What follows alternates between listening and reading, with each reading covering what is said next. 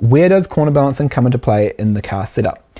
So we generally do the corner weighting or the corner balancing. We do that as part of our setup process. So I will normally do that when I'm doing my wheel alignment at the same time. So if my mechanics are doing my wheel alignment for me, that's normally part of our process. All of that stuff happens simultaneously. So normally we will go ahead and all of the stuff is iterative, because all of these things, whether it's camber, toe, caster, wheel corner loads, all of these things that have some sort of relationship between them. So what usually happens is you sort of start iterating down before you end up going through a little bit of a loop.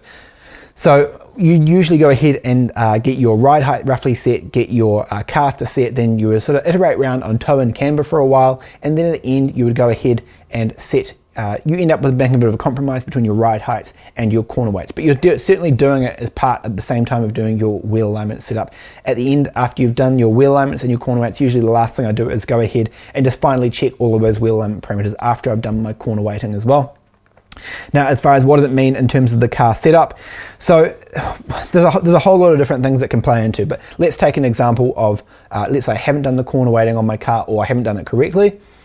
I've got an imbalance across the front axle. Let's say I've got something like 100 pounds difference, or 50 pounds difference across the front axle as far as the amount of vertical load acting on each of them. What that's going to do straight away, one of the big problems you'll see is for brake locking. So if you've got one tyre that's more lightly loaded than the other, which is something we can fix with our corner weighting techniques, making small changes to the ride height, just to change that weight distribution of, or how, not so much the weight distribution, but how the weight is reacted through each tyre of the car. That lightly loaded corner is going to be more susceptible to inside front locking. So I just mean by that the inside front tyre, which is usually the one that's most likely to lock when you're entering a corner. Let's say we're going into a left-hand corner, we're braking, you start your braking in a straight line, then you're going to transition to trail. When you're trailing, you're starting to add steering input. That means the car's going to start rolling. We're going to start transferring some load from the inside to the outside tyre.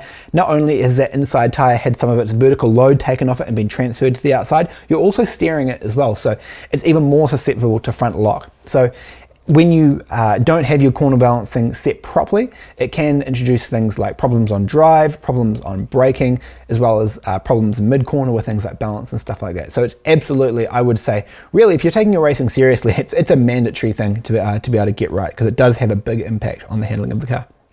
That question was taken from one of our free live lessons. If you like free stuff and you want to expand your knowledge, click the link in the description to claim your free spot to our next live lesson. You'll learn about optimizing the performance and handling of your car on the racetrack, as well as improving your skills behind the wheel. Plus, you'll have the chance to ask your own questions, which we'll be answering live.